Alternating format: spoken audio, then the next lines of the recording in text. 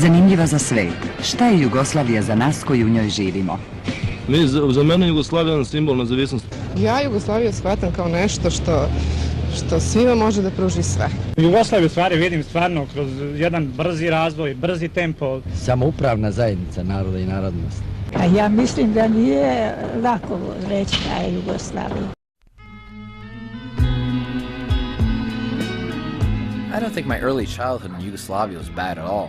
I always got a lot of presents, the family was close, and close friends were the extended family. So it was a very close culture, and people really cared about each other in so many ways that you just don't see that here in the same way. It's people are isolated from each other. They work and they go home and they just watch television in the evening. We liked to watch TV as well, and even had a camcorder, which I, being the cinematically gifted child that I was, always tried to get my hands on. What I really wanted was the camera he was holding. When Mom took over the camera so Dad could come, I changed my story. I was a clever child, clever like a fox, which was one of the characters of my favorite show. Good night, kids. Sometimes my parents would flip the channel to the Parliament, where there were more bedtime stories. Ja hoću da kažem nešto jednom priču. I za nas i za njih. Moja je priča. Dobro. Uhvatili su dedu i unuka kako su naišao je neprijatelj i trebalo je da potraže put. Dobro, vi se smejte. Kraj će biti vrlo tužan za nas. Pa dajmo da čujemo tužan kraj, molim vas, dajte konačno jedan. As I was getting a little old for those kinds of stories, I did what every Yugoslav did in the summer. 1 month free vacation with pay. Oh, when was the last time I had a month vacation? Kad je to bilo? We Yugoslavs had it every single year. But I never noticed. I was too young during the times of communist Yugoslavia. Now I know what you're thinking. Communism? It's an international criminal conspiracy. Well, for 2 decades prior to 1980, Yugoslavia was prospering with its annual GDP growth averaging 6.1%. A decent standard of living, free medical care and education, guaranteed right to a job, affordable public transportation, housing, and utilities, literacy rate over 90%, life expectancy was 72 years. Most of the economy was in the public, not-for-profit sector.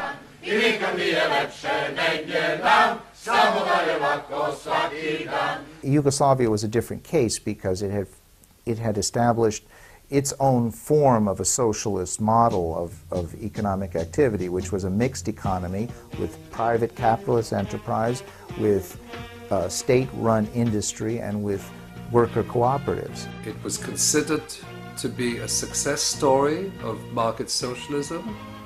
It had higher rates of growth than most of the countries of Western Europe. It had an advanced welfare state. It was a multi-ethnic society which lived in harmony, and in many regards it was a model of development. I guess you could say there really is something special about this land. So why have people spilled so much blood over this land? Who was to blame here? Obično je kriv onaj koji je najmanje sumnjiv, to bar ja znam. Pročitao sam tolike romane u nastavcima. Before I continue, where are we? Yugoslavia was located between Greece, Italy, and Romania, and it was populated by Serbs, Croats, Bosnian Muslims, Slovenes, Macedonians, all of which are Slavs, and Albanians, Hungarians, and others. Their country was the result of a long fight to unite the people, to show the world what they can achieve if they work together, regardless of what happened in the past.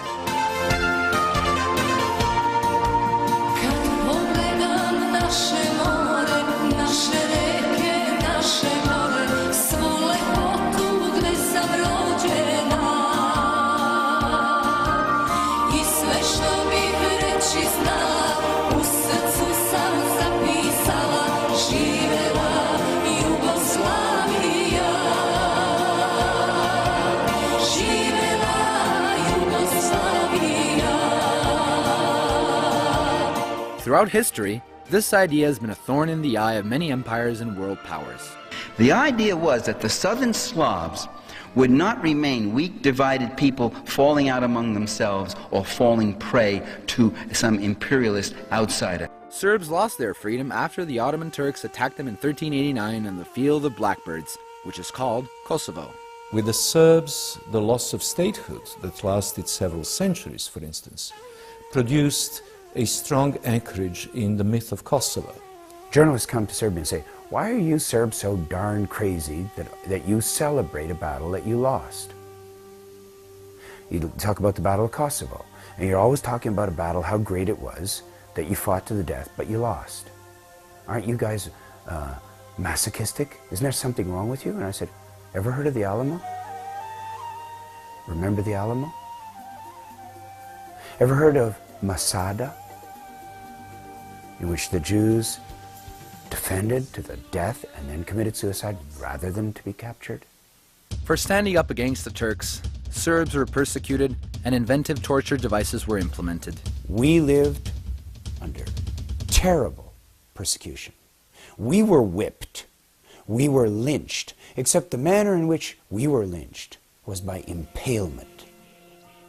We were impaled. Now, if you don't know what impalement means a sharpened stick is put up your anus, driven through your body, and exits through your back without going through your vital organs. There were experts, Turkish Ottoman experts, who did that. So you were impaled like Christ was put on the cross to suffer. There was, however, a way to avoid all this. Convert to Islam. And many did. Many had no choice. This made a part of the Slavic population Muslim, while the rest was Christian Orthodox. On the other hand, the state religion of the Austrian Empire was Roman Catholic, with a large Croatian population greatly influenced by this. When the Austrians illegally took over Bosnia and its large Yugoslav population in 1908, the Yugoslav dream had never been more threatened. So, a group of Yugoslav nationalists, Young Bosnia, which included Serbs, Muslims, and Croats, decided that enough was enough. A young man, perhaps you've heard of him, Gavrilo Princip, shot and killed the Austrian Archduke Ferdinand in Sarajevo. Afterwards, he was quoted as saying, "I am a Yugoslav nationalist, aiming for the unification of all Yugoslavs. We must be free from Austria." Although the assassination of their Archduke did kind of make the Austrians mad, and heck, now they had a reason to attack the last Slavic stronghold, Serbia. This was, however, not the real reason for the attack. The Austrians and Germans had a plan to expand their empire to the east. War was the only way they'd achieve this.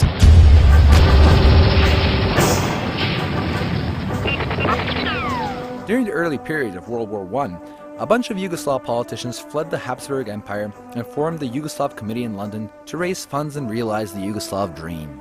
Towards the end of the war, the committee met up in Corfu, Greece with the Serbian government and declared that Serbs, Croats, and Slovenes were, quote, the same by blood, by language, by the feelings of their unity, by the continuity and integrity of the territory in which they inhabit undividedly, and by the common vital interests of their national survival and manifold development of their moral and material life. It was what the Austrians and Ottomans had feared. The old world order was gone. Yugoslavs finally got a country of their own. The Kingdom of Yugoslavia was sadly short-lived, because another war was brewing soon, the likes of which the world has never seen. In hopes of keeping Yugoslavia out of the war, Yugoslav Prince Paul signed the tripartite treaty with Nazi Germany in 1941, but the British didn't like this, so they encouraged a coup d'etat and mass rebellion against the pact. The British were happy, now Hitler wasn't. In fact, he was so angry, he wanted to wipe Yugoslavia off the map. Yugoslavia was attacked from all sides. Yugoslavia at that time was divided up into 12 pieces, and some of it went to fascist Hungary, some of it went to fascist Italy. Macedonia went to the Bulgarians and the Albanians, and Serbia was occupied by the Wehrmacht and ruled by the Germans. Croatia and Bosnia were united in a Croatian fascist state under the Ustaša regime. This was called the Independent State of Croatia. The idea, of course, in 1941 was that Croatia would be a condominium for German power in the Balkans. The Croatian fascists were quick to start eradicating all non-Croatian elements in the state. You know what that meant? Serb hunting season started.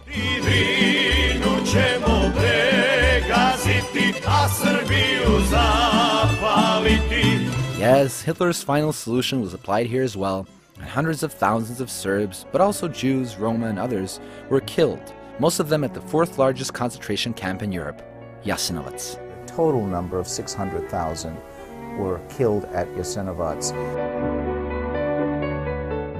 The Croatian fascist regime, the Ustaša regime, had one aspect that was very distinctly different, and that was that it was a clerical fascist regime. It integrated into its political dictatorship the Catholic clergy. They were at the top of the government, in the leading councils of government, and they were also in the military, and they were also in the concentration camps.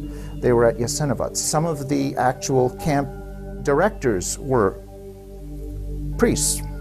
Croatian Inquisition, which took place in World War II, makes the Spanish Inquisition just look like child's play. Pope Pius supported this fascist regime. The top leadership of the Vatican was fully cognizant of what was going on there. On the other hand, royalists loyal to the crown, called Chetniks, decided to act. The Chetniks were the resistance movement which, even though proclaimed itself the Royal Yugoslav Army in the fatherland, was composed almost exclusively of the Serbs. However, after the bloody German reprisals in Serbia in the fall of 1941, the Chetniks realized that continuing resistance at any cost, when the Germans were killing 100 Serbs for a single dead German, was self-defeating and suicidal. This didn't matter to the West, though. They just wanted dead German bodies. So, all aid to the Chetniks was cut and shifted towards another group of fighters who managed to neutralize all other groups, the Yugoslav partisans. The communists, made up of members of all ethnicities, were led by a guy called Tito. In 1943, Tito declared the new Yugoslavia, which was finally liberated 2 years later. Tito, if nothing else, was brilliant at playing political games with big powers for his own interest, which is just what Yugoslavia needed to gain complete independence. It's important to say that Tito wasn't just a leader, he was a brand, recognized in the world.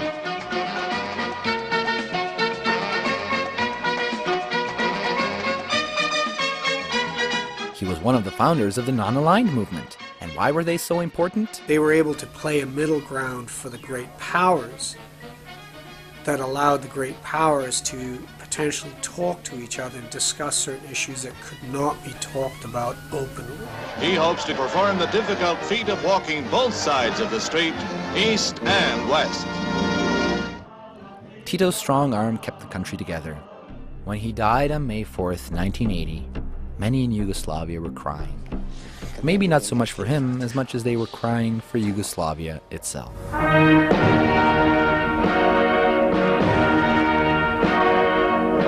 His funeral was the largest funeral for a statesman in recorded history.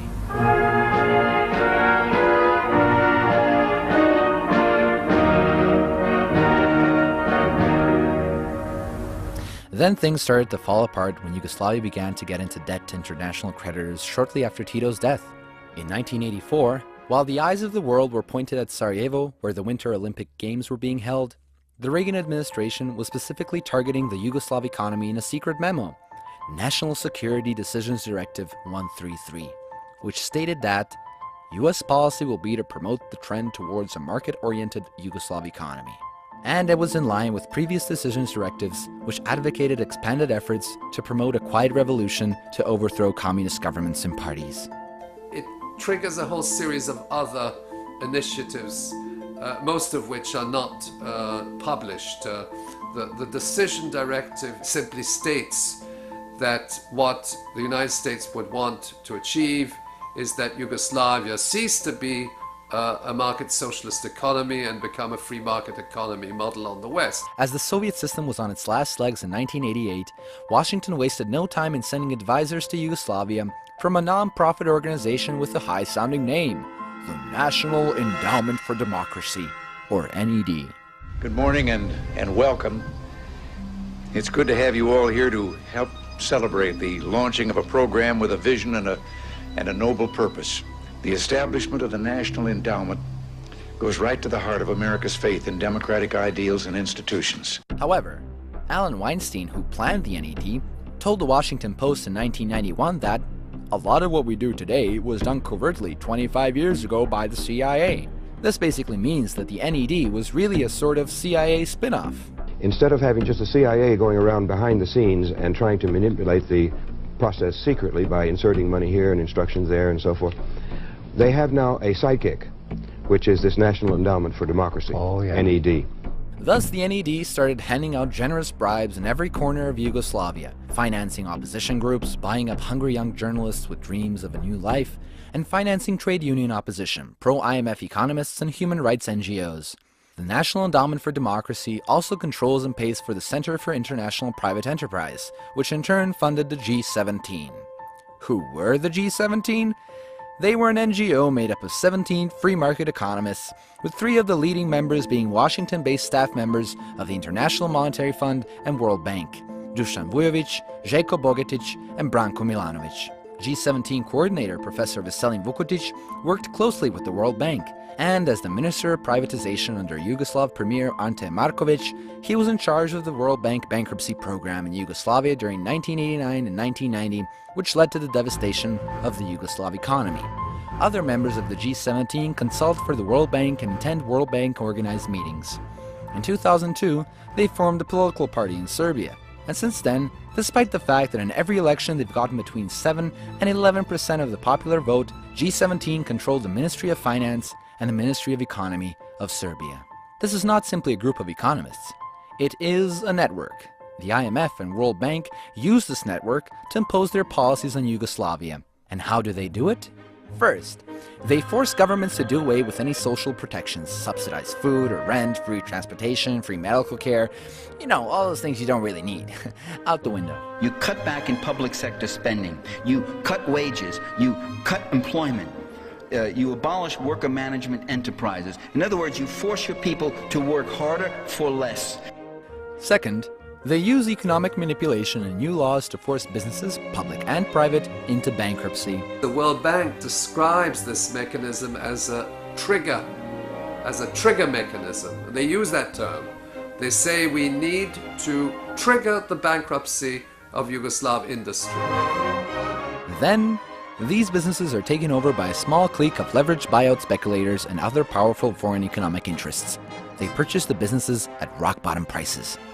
Creditors could simply take hold of these enterprises within a 45-day period, and either the enterprise had to close down or it was privatized. This is called privatization through liquidation. World Bank data confirms that under Vukotic's direction from January 1989 to September 1990, more than 1,100 industrial firms were wiped out. The standard of living declined 18% between January and October 1990.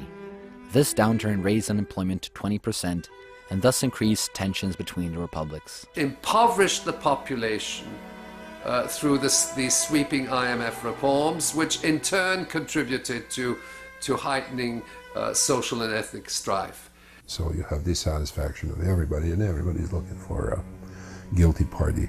Čovjek kad nema ništa i kad nije osvešćen u egzistencijalnom smislu, on se hvata za one vrste ideja koje mogu da probude u njemu čovjeka. A to su najčešće te nacionalne priče, te religijske priče, jer on osjeća se nekako bitnim kad ga neko osnovi, pa da, oni su krivi, a ne ja. In desperation, Prime Minister Markovic visited Washington to meet with President George H. Bush. He said that rising tensions among nationalities would be a consequence of his austerity privatization plan. So he asked for $1 billion in aid and said that if aid didn't come, there would be trouble. And we all know the Americans didn't want any trouble. In November of 1990, President George Bush went to the U.S. Congress and pressured them to pass the foreign appropriations law that called for the cutting off of all aid and credits to Yugoslavia. The law also demanded that if any republic in Yugoslavia wanted further U.S. aid, it would have to break away from Yugoslavia and declare its independence. Okay, it's not a conspiracy theory, it's not my speculation, it's not my analysis, it's a public law. It's a public law. It required the U.S. State Department approval of election procedures and results. in every one of the republics. It required that the republics do not hold national elections, but hold elections only in their own republics, and that the aid would go individually to those republics. And when the aid did go, it went to those groups which the U.S. defined as democratic groups, which meant small right-wing ultra-nationalists and even fascistic parties. This fracturing of Yugoslavia was not the result of pre-existing internal divisions. Those internal divisions were heightened as a result of an outside intervention. By 1991, the inflation was 200%, and the Yugoslav federal government was unable to pay the enormous interest on its foreign debt, or even to arrange the purchase of raw materials for its industry. Credit collapsed, and recriminations broke out on all sides. Cooperation between the republics and the Belgrade central government virtually ceased. The republics were not getting any money from the federal government, they weren't transferring any tax revenues, so the whole federal fiscal structure had collapsed, and the republics were left to their own devices. And then came in, of course, a new form of nationalism. As the Americans demanded, multi-party elections were held, and economic policy was at the center of the political debate, as nationalist and separatist coalitions ousted the communists in Croatia, Bosnia, and Slovenia. And with the republics at another's throats, both the economy and the nation itself embarked on a vicious downward spiral. Of course, the local political figures did their best to calm the people down.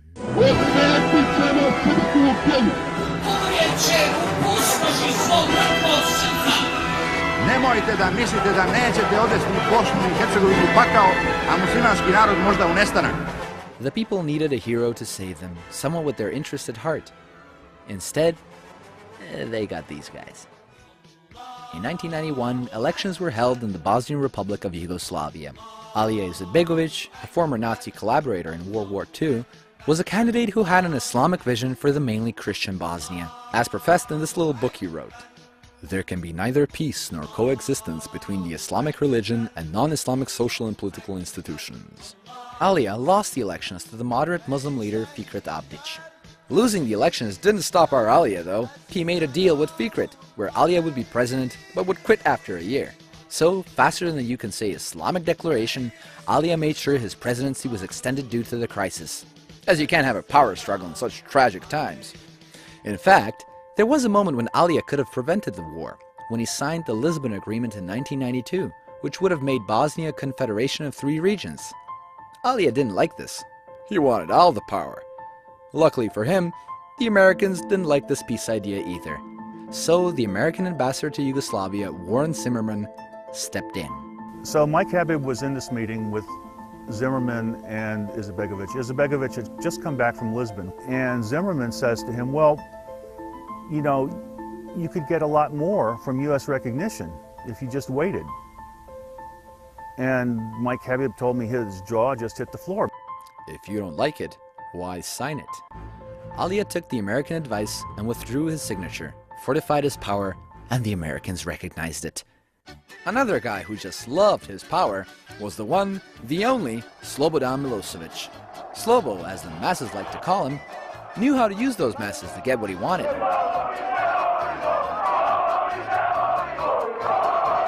With a little luck and help from his close friend Ivan, the president of Serbia, he got sent to Kosovo in 1987, where Serbs felt threatened by the Albanians. During a scuffle with the police, one Serb asked Slobo why the police was beating them. Slobo then rightfully proclaimed he became an overnight star as the protector of all Serbs. However, this incident with the police was fairly localized. This guy needed a bigger stage. So, because he was so thankful to his friend Ivan, he booted him from the presidency. He also got him killed a decade later. You'd think that after Slobo became the new president of Serbia, he'd calm down. But no, he still needed a bigger stage. And what luck, a big anniversary was coming up. As Serbs were marking the 600th anniversary of the Battle of Kosovo, which is the crux of their historical culture, waving Serbian, Yugoslav, American, and well, Canadian flags, singing patriotic songs, Slobo took the stage and what the West described as a nationalist call to arms inflamed the audience. Jugoslavija je višenacionalna zajednica i ona može da opstane samo u uslovima potpune ravnopravnosti svih nacija koje u njoj žive. Kriza koja je pogodila Jugoslaviju dovela je do nacionalnih, ali i do socijalnih, kulturnih, verskih i mnogih drugih manje važnih podela. Njihovo otklanjanje olakšat će otklanjanje drugih podela i ublažiti posljedice koje su te druge podele izazvale. All right, maybe it wasn't that inflammatory, but at least the opera singers afterwards were pretty cool.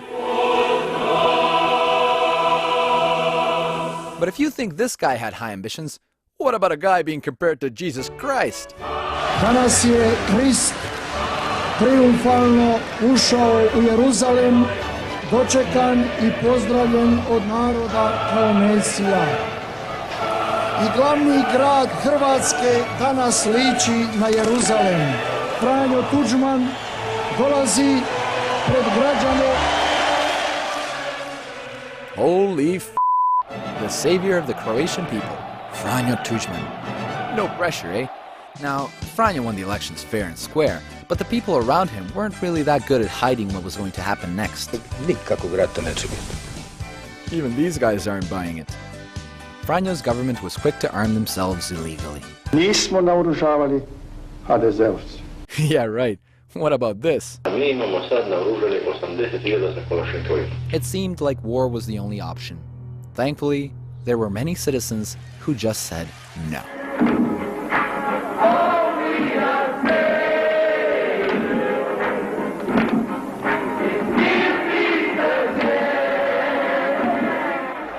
Nećemo mi ići putem zavađanja naroda.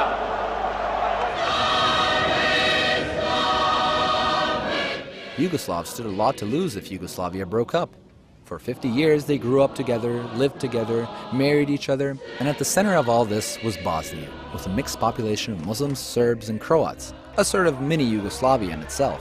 Massive anti-war rallies were held in its capital, Sarajevo, which had the largest number of ethnically mixed marriages, with a message to the politicians: don't sacrifice peace for political ambition. But with little higher interest in keeping Yugoslavia together, the politicians decided to send a message of their own to the demonstrators.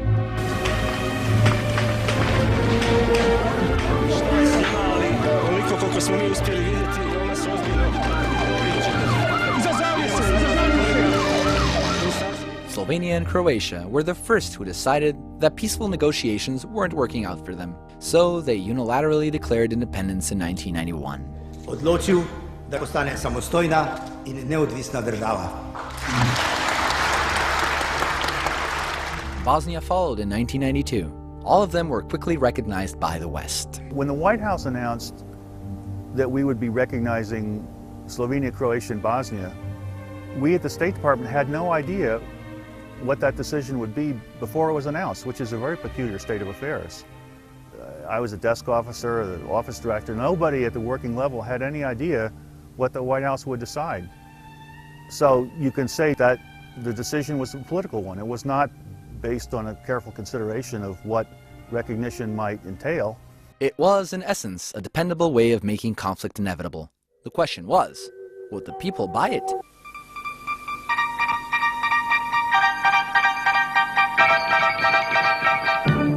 Of course, as history has shown, there was one surefire way to mobilize public opinion in favor of a conflict and bring him back to the World War II mentality where all Serbs became Chetniks and all Croats Ustaše. Hardcore propaganda. Čujte srpski dobrovoljci, bandu četnici, stići će vas naša ruka i u Srbiji.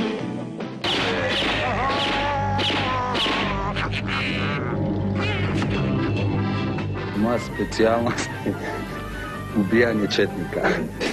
Mi smo Srbi supermeni, ratujemo protiv sveta, za rat sveti mi smo spremni, makar trajao i stoleta.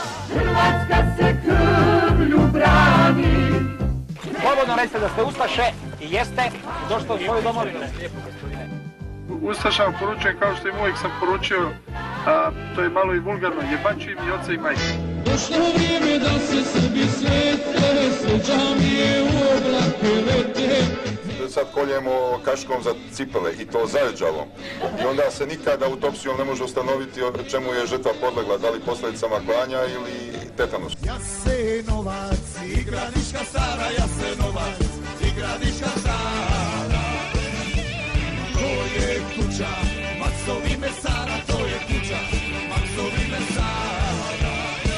Ja mislim da sve djevojke misle ko i ja, da ove fašiste četničke treba poklati i poubijati. Vi ste slomili kičmu četničkog neprijatelja. Srećan prolazak kroz minska polja uz pjesmu Učini bar jedan pogrešan korak.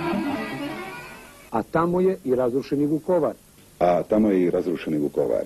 U kojem neprijatelj iskazuje i dalje genocidnost, masakrirajući vukovarske Srbe. U kojem neprijatelj iskazuje i dalje genocidnost, masakrirajući vukovarske Hrvate. Slika iz Vukovara sve govori i u potpunosti negiraju sve tvrdnje hrvatske zagrebačke propagande o ubijenim Hrvatima. Slike iz Vukovara sve govore i u potpunosti negiraju sve tlapnje beogradske propagande o ubijenim Srbima. Yep, they were all pretty much the same. Ratovi su pripremljeni i priroda ratova pripremljena je mnogo ranije, pre nego što su sami ratovi počeli. Kada su već ratovi počeli, uloga medije je bila da dodatno homogenizuje, da dodatno brutalizuje, da donese nove motive ljudima da učestvuju u ratu i da budu što je moguće gori. Pa eto, kad gledam televiziju, vidim šta se radi i želim da pomognem i vredi žrtvovati za ovu našu Srbiju. To je život. There was no official military mobilization. It all worked on a voluntary basis. Ti. Vi ste dobrovoljci. One man, though, who could make a difference, realized where this madness was heading. His name was Josip Kir. Moj suprug je 1991. godine bio načelnik policijske uprave Osječko-baranjske županije. Tada nije bilo vojske, hrvatske vojske. Dakle, sve probleme koji su početkom rata dolazili rješavala je policija. As rebel Serbs had put up roadblocks to control passages towards Serb-populated areas, Josip Kir, who was a Croat, decided to resolve these issues in a peaceful manner. Isključivo pregovorima on je i uspijevao ukloniti svaku barikadu. Moj suprug nije dijelio ljude po nacionalnosti, dijelio je ljude na dobre i loše. Očito mu je to bila i mana, jer tada je HDZ bio na vlasti i ekstremni dio HDZ-a se nije slagao sa njegovom mirovnom politikom. Kir was quickly becoming an obstacle to the aspirations of the Croatian HDZ and had to be taken out. Mog supruga je ubio HDZ-ovac, hrvatski državljanin, Antun Gudelj, a on je samo izvršitelj. Who ordered the assassination, however, remains unresolved.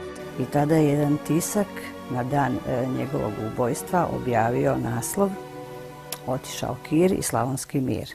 Yes, the war had started, best characterized by two words. Ethnic cleansing. Ethnic cleansing. Ethnic cleansing. Ethnic cleansing. Ethnic cleansing. Ethnic cleansing. The term, however, was nothing new in the Balkans, as it was first used in World War II to describe how the Croatian Ustaše were cleansing Croatia of unwelcome ethnic elements, such as Serbs and Jews. In the minds of the Serbs during the 1990s, this was very much engraved in their national memory. Franjo didn't care because he knew he had the support of just the right people. German Foreign Minister Hans-Dietrich Genscher, in almost daily contact with Zagreb, gave his go-ahead for Croatian secession, and actually pressured its Western allies to recognize Slovenia and Croatia. Joj, Švaba, znao sam. Ko će na Srbina da udari nego Švaba? Kako on bre više ne dosadi, je? The German Serbophobia, it was geopolitical in the sense of 1914 and 1941. And that continuity also reflected itself in the almost visceral preference for the Croats and the Slovenes, who after all had belonged to the German cultural and state structures for hundreds of years. There was, however, one problem in this plan. The Serbs, who were now a constitutional people of Croatia. That pretty much meant that no decisions about Croatia could be made without the Serbs, while Serbs and Croats had an equal status. Now, Serbs were facing increasing discrimination by the Croatian government. A lot of people were killed outright and threatened. People lost their jobs. It wasn't just Serbs, even, say, Croatians whose married partner was Serbian faced similar discrimination. Franjo knew this all too well. So what did he do? He wrote a new constitution. The Constitution says that Croatia is a country of Croats. That's automatic ethnic cleansing, constitutional. By creating such a Croatian constitution, Franjo violated the Yugoslav constitution, which he considered invalid. But he still wanted to keep the internal Yugoslav borders. The Serbs had a different idea. What the Croatian Serbs wanted was to have control over the lands they populated, their own self-government, their schools, a right to preserve their language, culture, and national identity. The Croats really wanted the same, feeling threatened by what was now being described by Zagreb as the Serbo-Yugoslav giant. The Serbs thought, well, if the Croats can separate from Yugoslavia, why can't the Serbs separate from Croatia? After all, the same thing happened in America back during the Civil War. When Virginia seceded from the U.S., the northwestern part of the state seceded from Virginia to form West Virginia that was loyal to the Union. And when I got there, when we inspected the lines, and these guys all told me these heroic stories of how they were just simple peasant Croats that had been, patriots. And the JNA was this formidable fighting force that they had overcome. And all the weapons that they had, they said that they had to capture from the JNA. Well, that might have worked on someone else.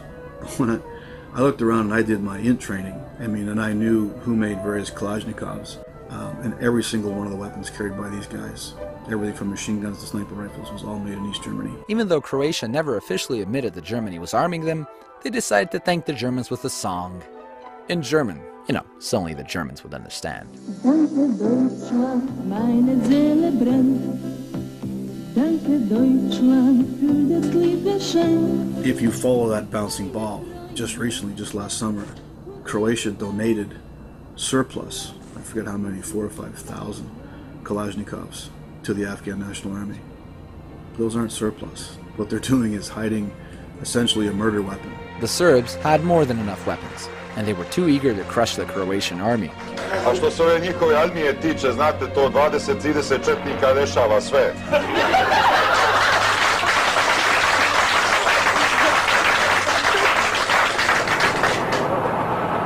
The Croatian town of Vukovar was under siege for 87 days, which later brought a Pyrrhic victory to the Serb forces.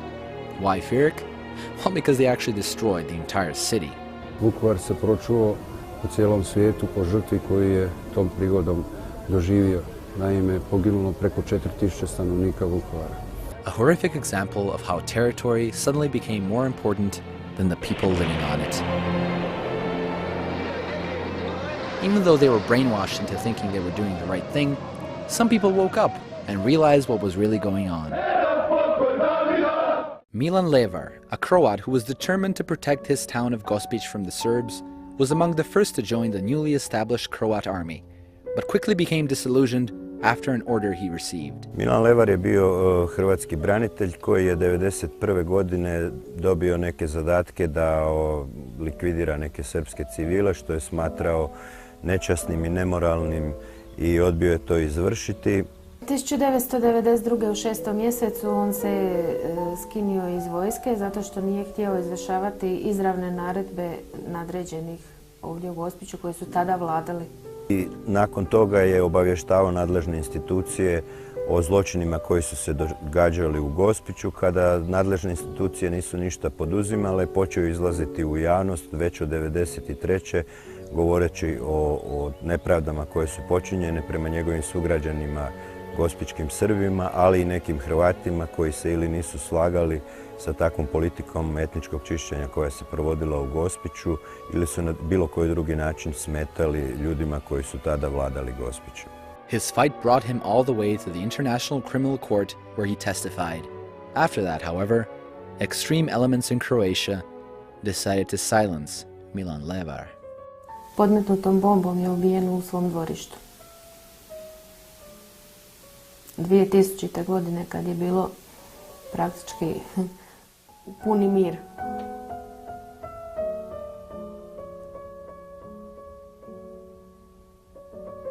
Milan Levar je bio simbol Hrvata koji se s time nije mirio, simbol Hrvata koji je htio pravednu Hrvatsku. Zbog toga je on ubijen. Vlast je procesuirala djelomično taj zločin, otkrila je za 50 ubijenih osoba tijela, kaznila je trojicu odgovornih sa po 15, 12 i 10 godina i tu se zaustavila. Instead of building peaceful and trusting relationships between the warring sides in Croatia, in 1992, the Pentagon was too busy proclaiming its imperial hegemony over the world in its defense planning guide. According to the New York Times of 1992, this document asserts that the only possible course for the US to pursue is complete world domination, and it adds that no other country has the right to aspire to the role of leadership, even as a regional power. It's simply looked upon itself now as the supreme power in a unipolar world, and that they could do whatever they wanted to do. Yugoslavia had to be broken down, and there was no better symbol for Yugoslavia than its Central Republic of Bosnia. War erupted into the worst bloodbath in Europe since World War II.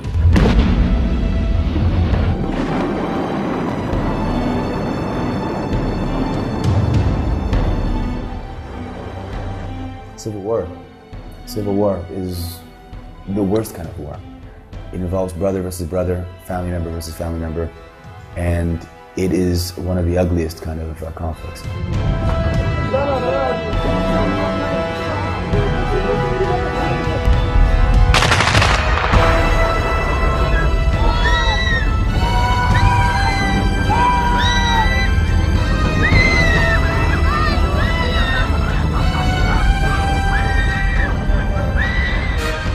The Serbs wanted to have control over the lands mainly inhabited by Serbs, including lands that were of a strategic importance to them. The Croats wanted the same for themselves, while the Bosnian Muslims, or Bosniaks as they're called today, wanted it all. To achieve this, the Bosnian government, now increasingly representing the Bosniak voice, started getting help from the Americans. The secret flights started arriving at Tuzla. The Americans started to approve the delivery of arms to the Bosnian Muslims. American President Clinton later admitted in a book that the Americans didn't enforce the arms embargo. Heck, but that's not all. Alia was also offered the help of hundreds of mujahideen. Come on, who can say no to these guys? Serbs, on the other hand, relied heavily on aid from Belgrade. As the Yugoslav army was the fourth largest in Europe, the West moved to stop Belgrade from helping the Serbs in Bosnia. So, in May of 1992, sanctions were imposed on what was left of Yugoslavia, Serbia and Montenegro. By October 1993, 90% of Yugoslavia's domestic drug production stopped.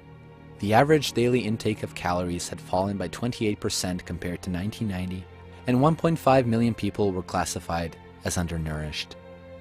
2 months later, over 60% of Yugoslavia's workforce was unemployed, and the average monthly income had dropped from $500 to $15. The markets and stores were close to empty. Nema mesa, nema lekova, nema ulja, nema beli sijalica, evo molim svi. Evo. As usual, sanctions merely hurt the people at the lowest rung on the ladder. People at the top benefit from them. They forced the Serbs into what would happen anywhere. It was a criminal economy. The criminals became the king because we made it so. If you go to Belgrade, what used to be the diplomatic areas are now all the thugs and goons that made tons of money from the war on the black market. More profiteers, big time. Slobo's government hijacked the country's financial system, while Serbia's citizens were duped by several pyramid schemes, most notably by those of Defina Milanović and Jezda Vasiljević. Ja uporno ponavljam da smo mi izuzetno pametan narod. Ja sam donela odluku da svi oni koji žive od Dafimen banke i dalje žive. Narode, želite li bolji život? Želite li posao? Želite li penzije na vreme? Želite li vašu staru deviznu štednju? Ja to umem I mogu da ostvarim. For themselves, of course, because both Defina and Jezda got the hell out of the country with the people's money. The economic tragedy triggered by the sanctions was reaching its peak. The effect was quite severe, especially in 1993. Actually, the inflation rate in Yugoslavia was the highest in recorded history. So as I recall, I think it was something like 1.8 billion% inflation rate. They even printed a 500 billion dinar note. The lawlessness was intensifying and the mafia was taking control. In spite of the catastrophe around them, the Serbs would not yield to the will of the West. So one man decided to use this opportunity to save an organization that no longer had a purpose. The North Atlantic Treaty Organization, or NATO, was a system of collective defense whereby its member states agreed to mutual defense in response to an attack by any external party founded in 1949. The purpose, really, became to protect the West from the Soviets, a counterbalance to the later formed Warsaw Pact. President Eisenhower saw NATO as a defensive alliance that eventually the Europeans would take over. Instead, the U.S. has turned it into an instrument of power and eastward expansion. But then the Soviet Union went bust. The U.S. explicitly broke the agreement that was made with Gorbachev about not surrounding Russia with hostile, militarily armed states. The colonization of Serbia is the bottom or second step on the staircase to Russia. We must be colonized because NATO learned Hitler's lesson. Don't have a two-front war when you're attacking the Russians. You have to neutralize Yugoslavia the way Hitler did. But to do that, you'd need to create a case where you had to intervene against an enemy in Yugoslavia. Enter Joe Biden. We face a blatant act of Serbian expansionism and aggression. This is no more a civil war than Germany and Austria and Czechoslovakia had civil wars in the 1930s. This, as then in my view, is fascist thuggery on the march. He was calling Serbs horrific names at the same time that he had a very influential position on the Foreign Relations Committee of the Senate. Biden was also emphasizing the importance of a new role for NATO, as seen in February of 1994 at the Senate hearing on the future of NATO. Last month, while the Allies reassured themselves in Brussels that NATO remains at the bedrock of European security, crimes of a kind that were tried in Nuremberg a half a century ago continued unabated in Bosnia. Without a common enemy to unite us, we may find that our conceptions of what constitutes national interest may very well divide us. He found the common enemy in the Serbian people, who were already previously demonized by U.S. public relation firms such as Reuter and Finn, hired by various separatist groups from Yugoslavia. They not only demonized the Serbian leadership, they demonized the Serbian people. The problem for the Serbs was that they were a little slow off the mark. They did not understand what was being done to them, and by the time they did, the whole Balkan region had collapsed into a state of conflict in which the Serbs were made out clearly from propaganda at the time to be the enemy of everybody else. Thus, the U.S. quickly set out to act against the Serbs, stirring up a storm in Croatia. Operation Storm, that is. So they came up with a plan where the Croatian army would launch an attack down into the Krajina and occupy the area that was manned by the Serbian minority that had been there for, 4 or 5 centuries. But it was declared that they were much too radical to permit to continue within the borders of Croatia. And at a meeting on the Brijuni Islands, Franjo gave his go-ahead to General Ante Gotovina for the largest single act of ethnic cleansing during the Yugoslav wars. Da nanesemo takve udarce da Srbi praktično nestanu. Jer tu je važno slušati da i ti civili, znate, da pođu, pa će onda i vojske, tako da kad pođu kolone, to djeluje psihološki jedni na druge. Znači, na taj način im dati put, a jamčiti tobože građanska prava i tako.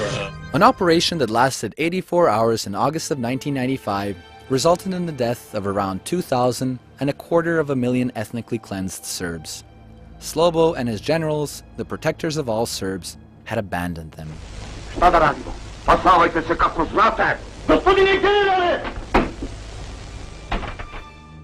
Operation Storm, which was an American-inspired by some of my colleagues, because the people that were advising the Croatian army were retired American general officers, and who operate just outside the Beltway in Washington. Franjo was very happy. Nisu imali vremena da pokupe ni svoje prljave pare devize niti gaće. With the Serbs gone from Croatia, the Americans moved on to Bosnia. Simply pushing out the Serbs from there was not so easy, so a different strategy was implemented. Presenting the conflict in Bosnia as a civil war, which it was, instead of a war of Serbian aggression, meant that the Western public would be confused and the water would be muddied.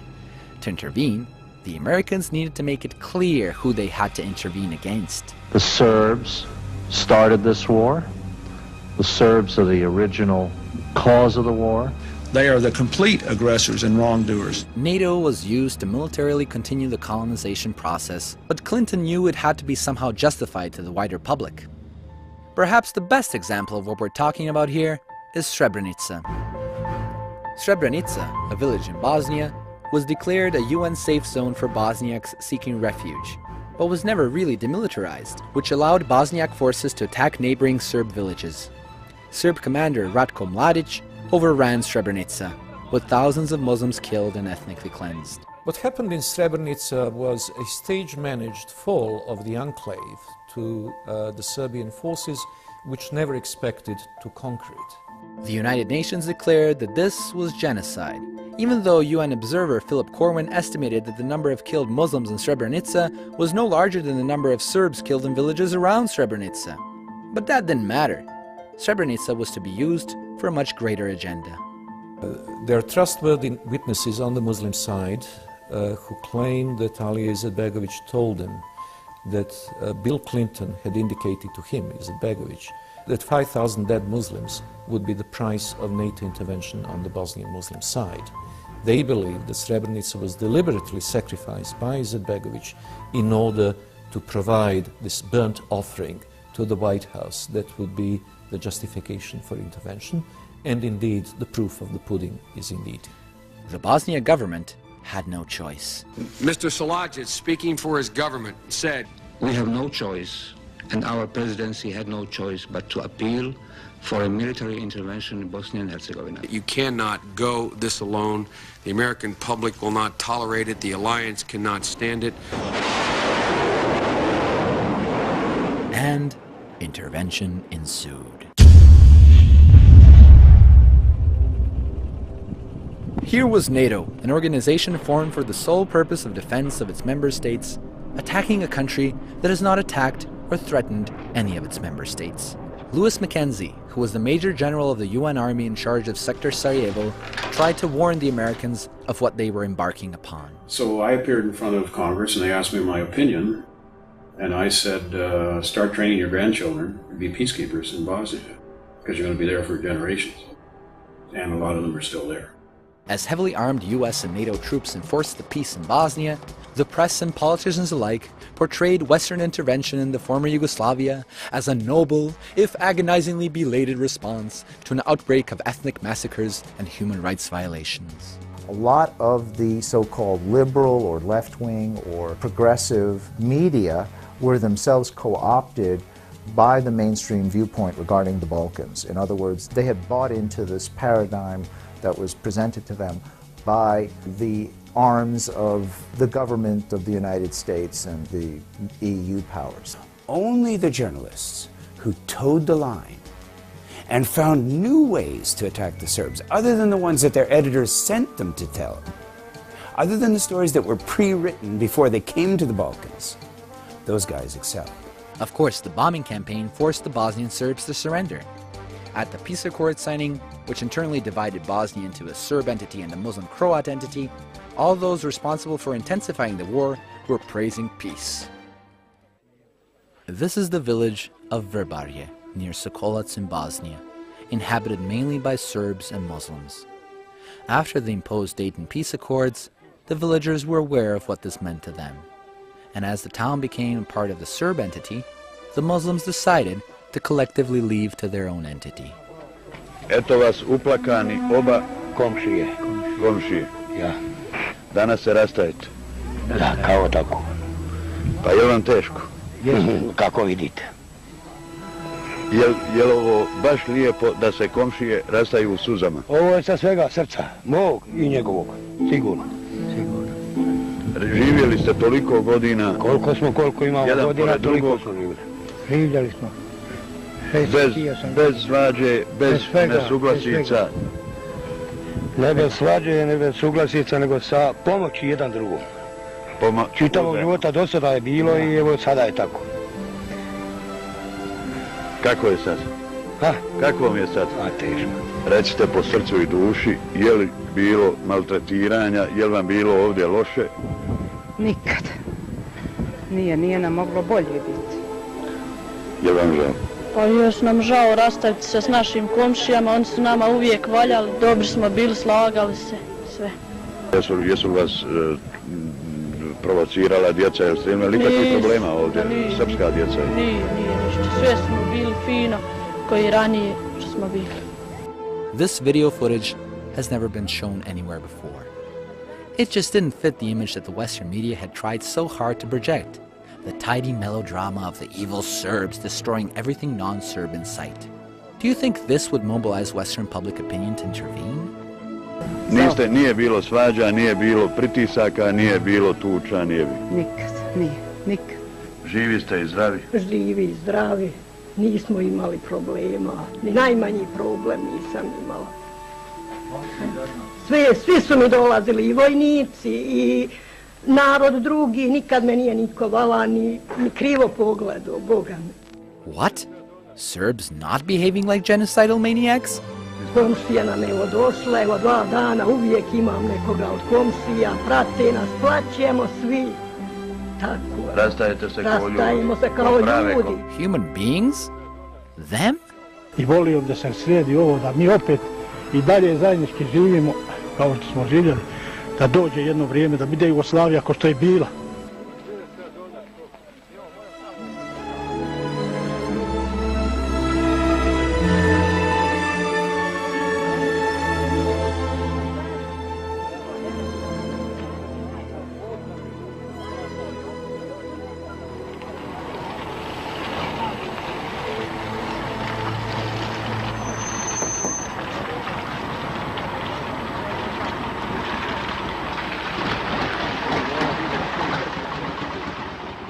Human compassion was something that was completely normal to a young Serbian man from Trebinje in Herzegovina called Srđan Aleksić. Srđan's father recalled how his son noticed that the Serb police was arresting a man on an ethnic basis.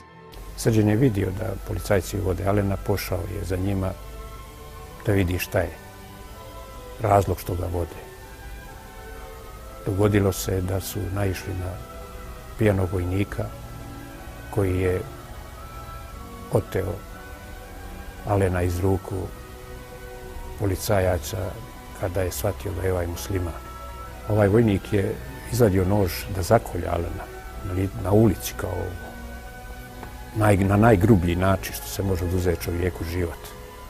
Srđan se umiješao, pohrvao se s vojnikom, Alen se je skočio, pobjegao, Srđan je izbio nož vojniku iz ruka i pošao da ide, ali su naišla još 3 vojnika koja su izdaleka vidjeli da Srđan hrve sa vojnikom, napali su Srđana, oborili ga, gazili ga nogama, udarali. Srđan je ostao na ulici unesvješćen, vojnici su otišli kao obavili su svoj posao i živjeli se na čovjekom.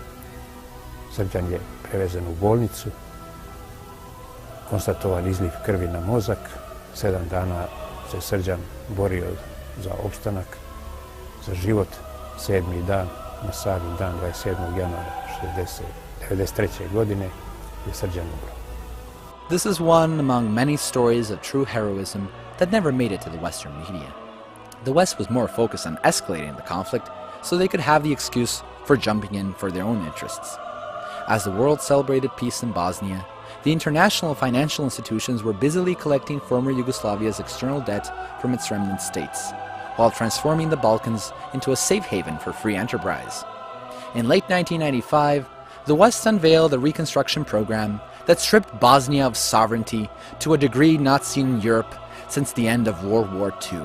It was pure colonialism, consisted largely of making Bosnia a divided territory under NATO military occupation and foreign administration. This pattern of intervention was so successful that the West just had to replicate it in Kosovo. But I think that the region is very important in geostrategic terms, and they saw Kosovo as a very potential country to actually secure their presence in the region. But the West underestimated the importance that Kosovo has to the Serbian people.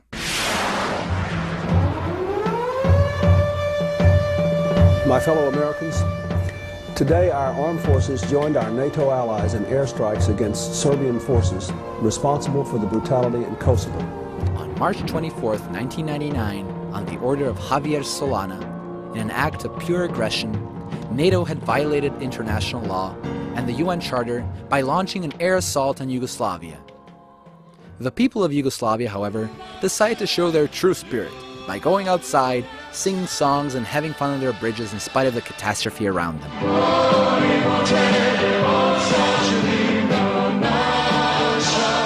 Jeste čuli da je u Beogradu pre nekoliko sati proglašena vazdušna opasnost? Da, i baš me briga. Clintone, i pobedit ćemo. Hoću da kažem da je Clinton žena i nema srce, nema milost i šta mu jebem. Izvinjavam se. Ako ovaj most bude srušen, mi ćemo ga napravimo za 3 sata.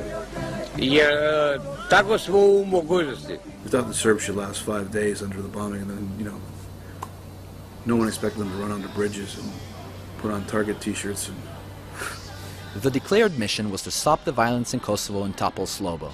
Bombing Yugoslavia had the opposite effect, as the conflict in Kosovo only intensified and the public rallied behind Slobo. The reality of the war, however, was far too gruesome. Schools, hospitals, bridges, TV stations, and even foreign embassies were all legitimate military targets for NATO. Things that they bombed, the power grid, and night after night they would hit the power grid, knock it out so that they couldn't pump water and they couldn't, the bakeries couldn't fire up in Belgrade. So denying millions of people access to daily bread and water. How does that affect the counterinsurgency efforts of the Serbian security forces in the province of Kosovo? These were attacks on the Serbian people. When civilians died, they called them, collateral damages, and that's what, makes you feel bad, because humans, they have their names and they're everything for their families, but for the rest of the world, they're just collateral damage. They hit the cigarette factory in Niš 3 times. And it ended up being purchased by Philip Morris. Well, if I walk into a supermarket with a hammer and start smashing stuff and then say, look, I'll pay you a pittance for the remains, I'm a Viking or a Vandal. Apparently, the cigarettes made in Niš were also killing Albanians in Kosovo, so they needed to be taken out. Obviously, Philip Morris had an issue with the cigarette factory in Niš. It was one of their main competitors in the European market. The real purpose of the war was to economically colonize the country, to replace the entire non-compatible domestic infrastructure with German-compatible, American-compatible economic systems. So bomb the car factory, the Yugo car factory, the car that managed to make it into the U.S. market. The Yugo, it's the road back to sanity. Bomb that to the ground. Bomb the cement factories, bomb the oil industry, bomb all of the telecommunication systems, so you can sell them the new ones much more expensive, not any better. If this was NATO's job, it had to have been well coordinated in advance. In fact, almost a year prior to the war, the World Bank carefully analyzed the consequences of an eventual military intervention leading to the occupation of Kosovo, and conducted relevant simulations which anticipated the possibility of an emergency scenario arising out of the tensions in Kosovo. This suggests that NATO had already briefed the World Bank at an early stage of military planning. The plans for occupation started before a good enough pretext to intervene was found. But hold on, occupation? Weren't we told that Kosovo was to be liberated from the Serbian aggressors who invaded it? Well, I've yet to find someone who can explain how a country can invade itself. History was twisted in a way that would give the West a believable pretext to intervene. After 5 centuries of Turkish rule, Kosovo legally became a part of Serbia in 1912. By then, a lot of the Serbs were long gone, and those that were left were again under persecution during World War II when the Albanian fascists took over Kosovo. Mustafa Kruja, the Prime Minister of Albania, was in Kosovo in June of 1942 and had a meeting with the Albanian leaders of Kosovo. He said, "We should endeavor to ensure that the Serb population of Kosovo the area be cleansed of them, and all Serbs who had been living there for centuries should be termed colonialists and sent to concentration camps in Albania. The Serb settlers should be killed." The terror against the indigenous Serbian population reached significant proportions, with over 10,000 being killed in cold blood and twice that number being expelled.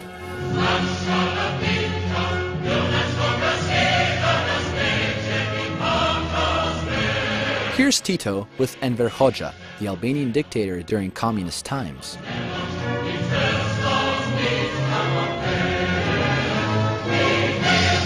You see, one thing I didn't mention about Tito is that he didn't just want to be ruler of Yugoslavia.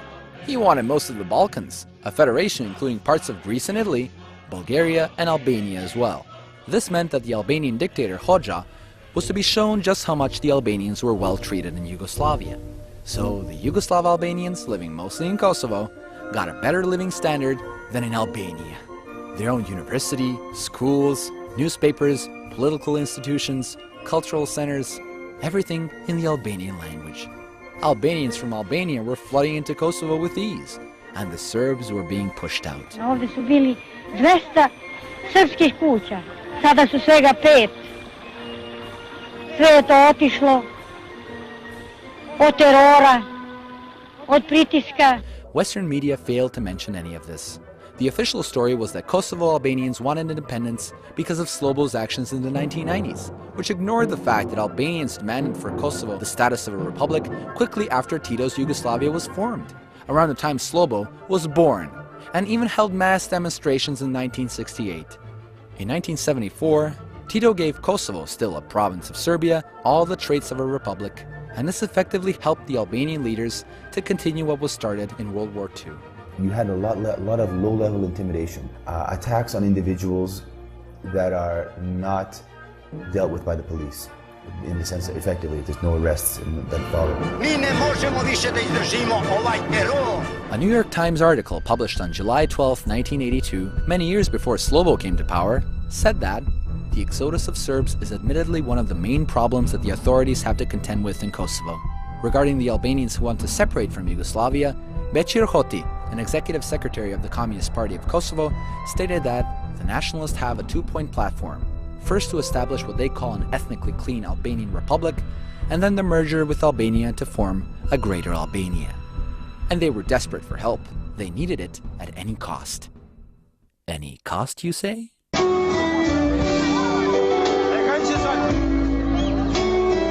Madeline, I love you. I forget you never. Madeline, I adore you. Now and forever. My dreams come true, 'cause I keep your name. When I grow, I will do for children the same. There are a lot of little girls in Kosovo whose first name is Madeline.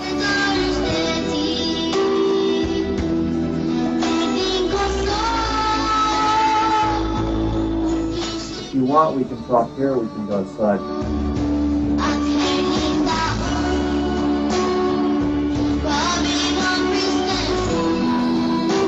Mr. Clark, this is your group, your KLA, former fighters.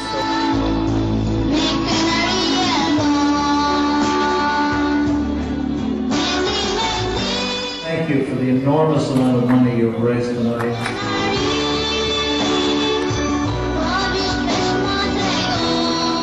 I must say, I never expected that anywhere someone would make such a big statue of me.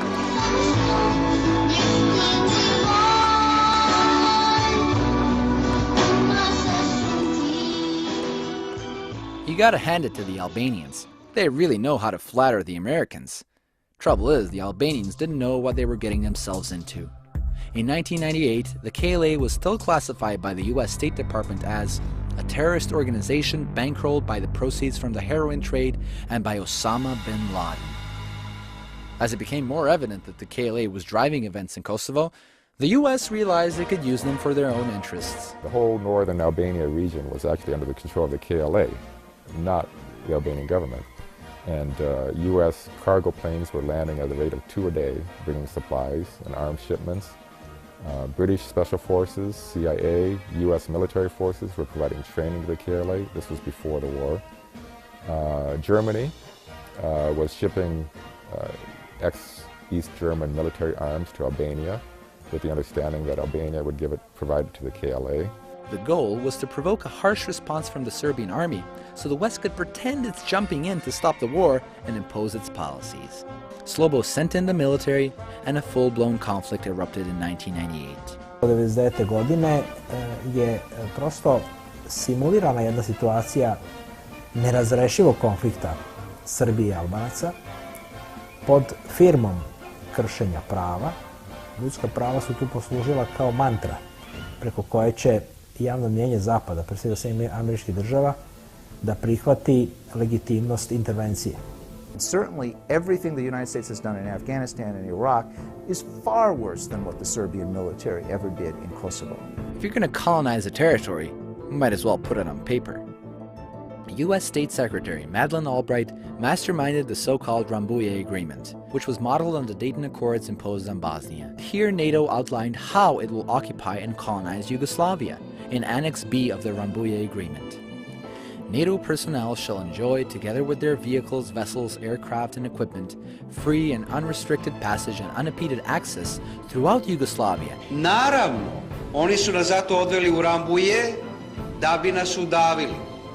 We intentionally raised the bar too high. We knew that they could not accept this addendum to the agreement, and the intention was to go ahead and bomb. In fact, this annex was secret. That's right. It was not revealed to the public until several months after the beginning of the war. The document also went a step further and basically promised Kosovo's secession in 3 years. The Kosovar leaders signed that agreement last week. Even though it does not give them all they want, nope, they have to wait 3 more years to get it. They saw that a just peace is better than a long and unwinnable war. The Serbian leaders, on the other hand, refused even to discuss key elements of the peace agreement. Gee, I wonder why. Hey, do you want us to occupy you this way or that way? Of course, while the true details were hidden, the story was presented that the Americans wanted to protect the Albanians. Some refugee, maybe we can show some refugee pictures. You know what? They break my heart. Yes, it's horrifying. America's been responding to this terror, these pictures that have been going on, and all these atrocities. You look at all the atrocities, all the misery and mayhem and insanity. There's an insidious evil that permeates this earth. Many Albanians didn't buy it. Ja sam šitar, nisam prvoslav. Šitar sam, Albanac. Od Prvi svjetski rat I do danas nigde nisam živio bolje no u Kosovu I u Jugoslaviji. Država koja je najbogatna država u svijet, vidi što radi na zlo u Jugoslaviji I narod jugoslavsku I šiptarsku. To je sve kriva od Učekehi, od Ameriku, od NATO. Ali oni tvrde kako pomažu Albancima, sprečavaju humanitarnu katastrofu. Bomba ne pomaže nikom. Nikome ne pomaže bomba. I consider that the intervention of the West in 1999 against Serbia was made possible by the geostrategic interest that the Western countries might have had, and especially the United States of America. This had nothing to do with the Albanians or the Americans caring about them. Da li NATO piloti mogu iz vazduha da razlikuju traktor od tenkova vojske Jugoslavije? Mi se nalazimo na mestu, naravno 10 dana posle poznatog već pokolja koje je NATO izveo gađajući civilnu kolonu izbeglica Šiptara sa Kosmeta. That's right. NATO killed Albanian civilians too. Lots of them. If they cared about Albanians, or Serbs for that matter, the West wouldn't have aided the KLA, which was directly linked to organized crime and the narcotics trade. You don't help anyone by aiding the mafia. After the highly publicized Rashak massacre, which was later to be revealed by Finnish forensic Helen Aranta as staged, NATO bombed Yugoslavia, but failed to destroy the Yugoslav military. By the end of NATO bombing, only 13 Yugoslav tanks were destroyed, and a lot of those were old models that were left out deliberately as decoys. The Serbs had ingenious methods of protecting their military defenses. They built wooden tanks, painted them to look like a real tank, and put an old heater or microwave oven inside it and turned it on. NATO goes by with hyper-high technology, sees the target, bombs it. Okay, those bombs cost several $100,000 per go, and the tar paper tank costs about $200. Bili u jednom avionu, jedan Englez, jedan Bukarin i jedan Srbin Era. Sad ja ne znam baš kako je to sve išlo po redu, samo na kraju Srbin je bio najpametniji i sve je nadmudrio.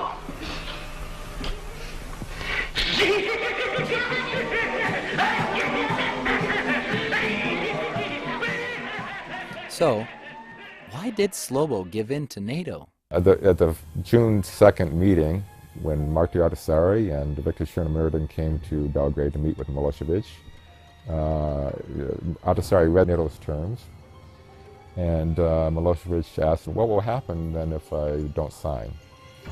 And there's a table between them with the flower vase, and Ahtisaari moved the vase to the side and said, Belgrade will be like this table. And he repeated the gesture of his arm sweeping across the table. And he said, in a week's time, there'll be 500,000 dead. And we'll be carpet bombing Belgrade. Faced with Ahtisaari's monstrous threat, Slobo had no choice and signed the agreement, while Ahtisaari went on to win the Nobel Peace Prize in 2008. This is a CBS News special report, part of our continuing coverage of the crisis over Kosovo. Earlier today, Serb forces began withdrawing from Kosovo, and NATO suspended its 11-week bombing campaign. The first step of the Western geostrategic interest was fulfilled in 1999, being that NATO troops entered Kosovo and then remain still in Kosovo. Along with U.S. troops, which established Camp Bondsteel, their second largest foreign military base outside of Germany, an army of lawyers and consultants was sent into the now occupied Kosovo under World Bank auspices to create an enabling environment for foreign capital. And how was this done? They set up an organization to manage the privatization of socially owned enterprises. And after a certain period of time, they determined that they would do this without any regard to legal ownership, that they wouldn't have to pay any attention to who actually legally owned this. They just basically confiscated it and privatized it, sold it to whom they chose. Yugoslav state banks in Kosovo were closed down, and the Deutschmark was adopted as legal tender. Almost the entire banking system in Kosovo was handed over to Germany's Commerzbank AG, which guaranteed full control over commercial banking functions in the province. 1 second though, think about this for a little bit. Human rights violations, war crimes. Those are the reasons the West went into Kosovo, we've been told by the media, right? So why was the head of the UN mission in Kosovo most obsessed with taking over a coal mine from the Serbs? Prior to the bombings, Western investors already had their eyes riveted on the massive Trepča mining complex, which constitutes the most valuable piece of real estate in the Balkans, worth at least $5 billion. The Trepča complex not only includes copper and large reserves of zinc, but also cadmium, gold, and silver. The International Crisis Group, a think tank supported by financier George Soros, issued a paper on Trepča making sense of the labyrinth, which told UNMIK to take over the Trepča mining complex from the Serbs as quickly as possible, and that handing Trepča over to the Kosovars is ruled out. And in August 2000, UNMIK head Bernard Kouchner sent in heavily armed peacekeepers wearing surgical masks against toxic smoke to occupy the mine. This was done on the pretense that it was creating an environmental hazard through extensive air pollution.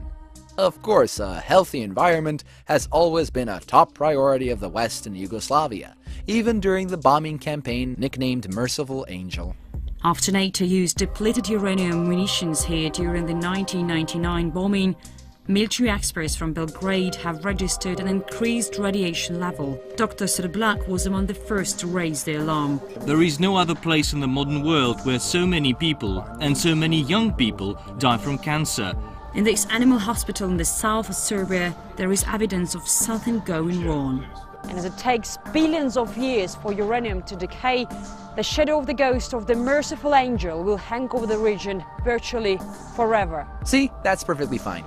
Meanwhile, the United Nations had handed over the management of the entire Trepča mining complex to Western Consortium. With a stake in the Trepča deal was Morrison Knudsen International. The new conglomerate was the Washington Group, one of the world's most powerful engineering and construction firms, as well as a major defense contractor in the US. Are any of the Western politicians, businessmen, or lobbyists facing charges for stealing from the Yugoslav people? For crimes against the people of the former Yugoslavia? Nope. Not a single one of them.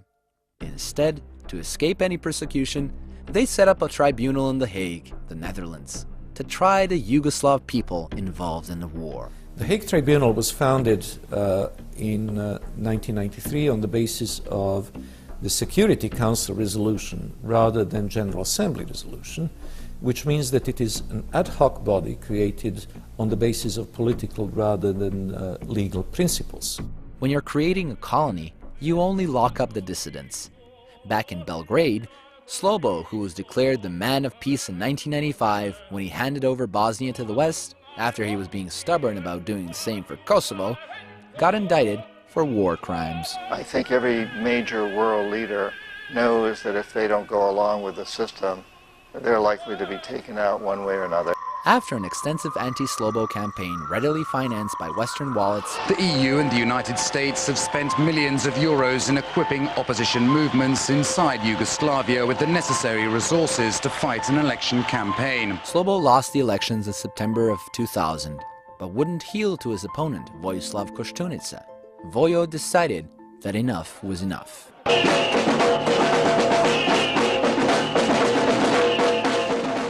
Victory, victory, shouted the crowd. Slobodan, Slobodan, save Serbia and kill yourself, cried others. Čestitam gospodinu Koštunici na izbornoj pobedi. Slobo fell. But what next? The politicians were all back to quarreling over insignificant nonsense in the hottest TV reality show, aka the Serbian National Assembly. Poslanici su se duboko u noć optuživali međusobno, a ponekad i psovali. Tvrdeći da je poslanicima njegove stranke neko iz DS-a psovao majku, Aleksandar Vučić više puta je tražio od Borke Vučić da interveniše. Ja sam se spremio da dam skroman doprinos tom putu u Evropu, jer znam šta vas tamo čeka, za razliku od nekih koji su u ovoj skupštini skidali kulahopke. Gospodine ministre, ja ću da vam poklonim jedan deo odeće koji će vam biti potreban za Evropu. A još gore od Čekuovog i Tačijevog nadvojvode i Solaninog kaplara Borisa Tadića bi bilo da podržite, zamislite, za predsjednika vlade vojvodu od Meridian banke od 11 miliona evra. Ja bih voleo da mi ljudi ovdje iz radikalne stranke kažu: bravo Đeliću, to Božo, pokaži svima kako Srbin može da bude uspješan u financijama. Božo, to majstore, pokaži svima, mi smo ponosni na tebe. Jedan vojvoda od financija, Božidar Dejić, svaka čast. Evo, ovo je druga cipela koja će ući u istoriju, a siguran sam da će danas obići i dobar deo sveta. Bacanje cipela do sada nije zabeleženo u parlamentu, ali je bilo polivanja vodom i iznošenje iz sale.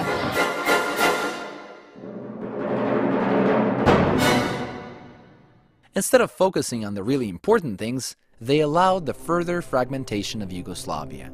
In 2003, the name Yugoslavia officially ceased to exist, thanks to the genius prescription of Javier Solana. Je to onaj čuveni doktor Solana? Jest, čuveni natolog, poepsolog I bombardolog. However, one man didn't want to give up his country and its system so easily. Blaško Gabrić, from my hometown of Subotica, decided to make a radical move. Yugoslavian socialism was much better socialism than any other socialism, like comparing with Russians or comparing with Chinese. We had heaven. If you can imagine a heaven in the earth, that was Yugoslavia. Blaško explains who took away his piece of heaven. The Western world, they want to to talk, you will go to heaven when you die. They don't want afford you a heaven when you are alive. So he turned his property of 15 hectares into a new, fourth Yugoslavia. If they destroy your factory, if they put everything on private, whatever we had, we don't have anymore, how you call that? The West said this was democracy. We have a very, very nice joke when Muslim people ask the priest, how can he explain democracy to them, to be capable to understand? So, well, very simple, I can explain that to you. See, when I go in the top on minaret, and you are down below me, and I piss on you guys, even you can piss on me too. That's democracy. Well, jokes aside, taking away Yugoslavia's name had a more malevolent motive. Yeah, when they take Yugoslavia away, when they call Serbia and Montenegro, West promised to the Montenegro, leave the Serbia alone. Come 2006, after a controversial referendum, Montenegro became the newest country of the world. 55.4% of citizens voted for independence of Montenegro. However, another part of the former Yugoslavia still wanted that title. You guessed it, Kosovo. In the same year, negotiations began between the Belgrade government and the Albanian minority over the status of Kosovo. However, the so-called negotiations were a farce from the beginning, as almost all the Western powers were promising Kosovo independence regardless of the negotiations. Sooner rather than later, you got to say enough's enough. Kosovo's independent. And that's the position we've taken. The people of Kosovo need to know that it is a solid, firm position. And even though there's diplomacy and talks, but it's apparent that that's not going to happen in a relatively quick period of time. In my judgment, we need to put forward the resolution. Think about it. If you had some of the world's largest powers telling you that you can get whatever you want, why the hell would you settle for any less and try to reach a compromise? As anticipated, the talks broke down and Kosovo unilaterally declared independence. It has been an honor to welcome the President and Prime Minister of an independent Kosovo to the Oval Office. I'm proud you all are here. I welcome you. I'm a strong supporter of Kosovo's independence.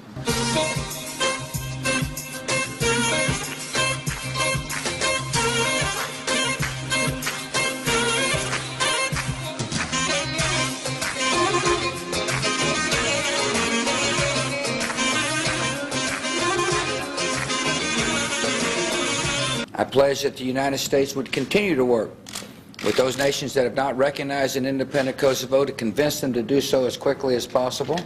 Contrary to what Bush had hoped, the majority of the world countries didn't recognize Kosovo, and it didn't even become a UN member state. Thus Kosovo failed to become a country. What was absurd in this story is that the Albanian minority, which in all fairness did suffer greatly throughout the 1990s, thought that they actually got independence in 2008.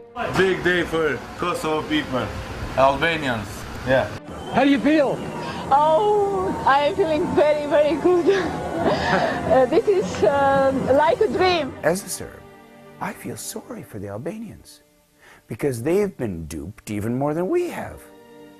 They think they have an independent state. Kosovo is a U.S. military base. It happens to have some local color called Albanians, some local foliage like leaves on the trees. Institucionet e popullit Kosovës do të përullet për jetë me respektin më të lartë për ju zoti president dhe Shtetet e Bashkuara të Amerikës dhe popullin amerikan. But whether they could decide to do something not consistent with U.S. wishes, impossible. Do you think the Kosovo government could do anything without the Americans agreeing with it? No. Ne bi verovao da će moći nešto uraditi bez Amerikanca, Engleza, Nemaca, sile, Francuske i te stvari. Da li smatrate da kosovska vlada može da donese neke odluke koje nisu u saglasnosti sa Amerikancima, recimo? Ne može, ne može. U čega? Ne može. Amerika je Amerika. Ne može. Ne verujem. Ne verujem. We listen Americans. America, there are 50 countries. states, yeah.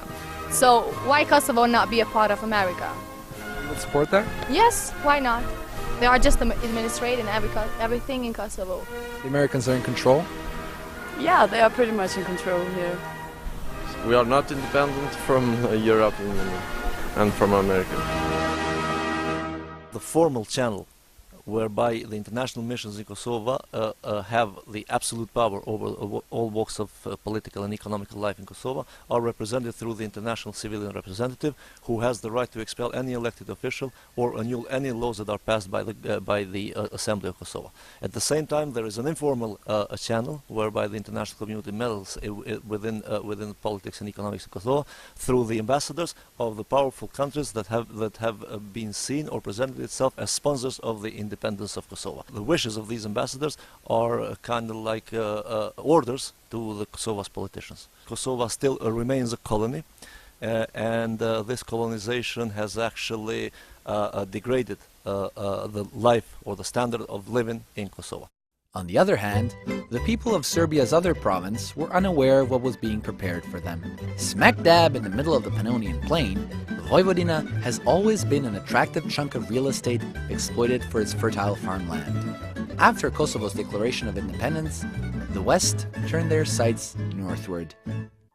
Towards the end of 2009, in an article published in The Economist, the situation in Serbia's northern province was described as being on the thin end of a wedge leading to Vojvodina's independence.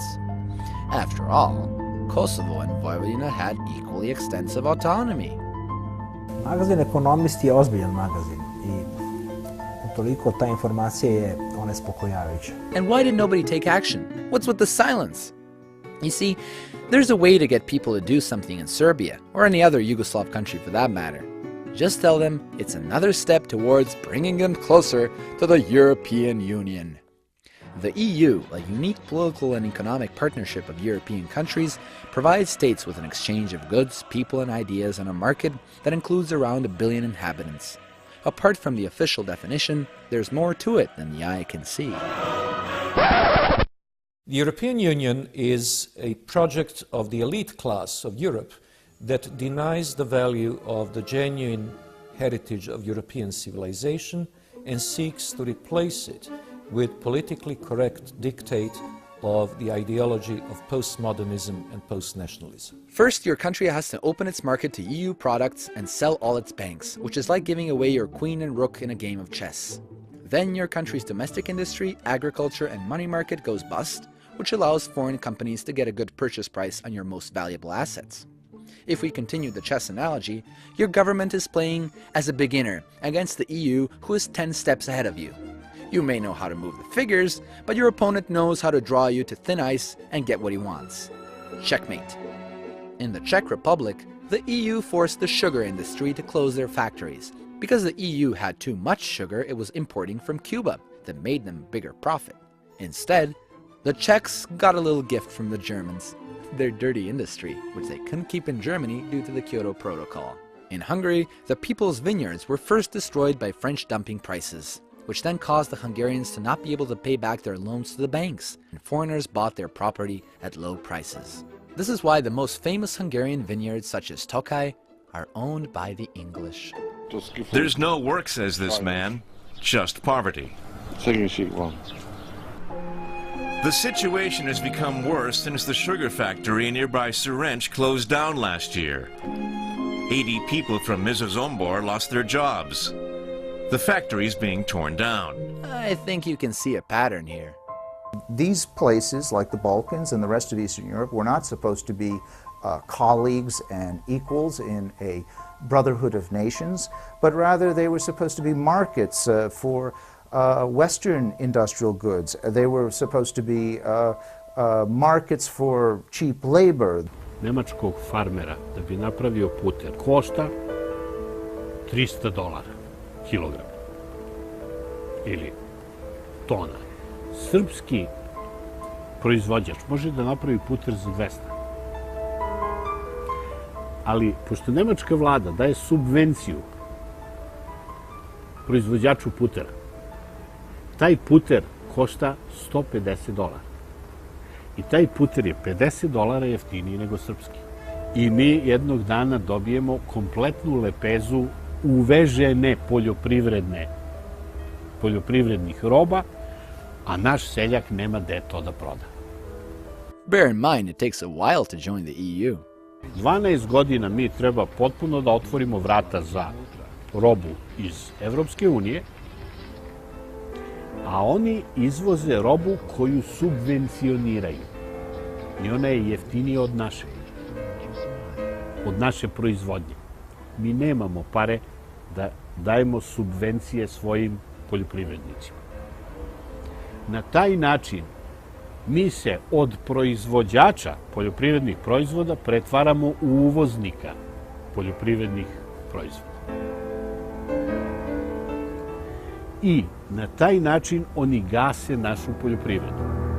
Gase jednu po jednu granu. You won't hear about these things in the media, though. The European Union spends over 2 billion euros per year for its representation in the media. They sponsor shows on television, on radios. They sponsor programs and so on. They organize conferences, especially just for the journalists. It's a massive industry. You hardly ever hear criticism about the European Union from the journalists.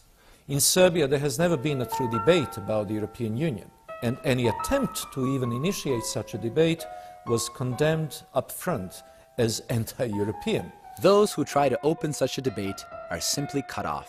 Ja kad ovdje slušam, meni je jako smešno šta vi sve to kažete o Evropskoj uniji, pošto to je slovenski narod, pa i ja slušao 10 godina, ama baš bukvalno iste stvari, kod je to Cija štampala ili neko drugi.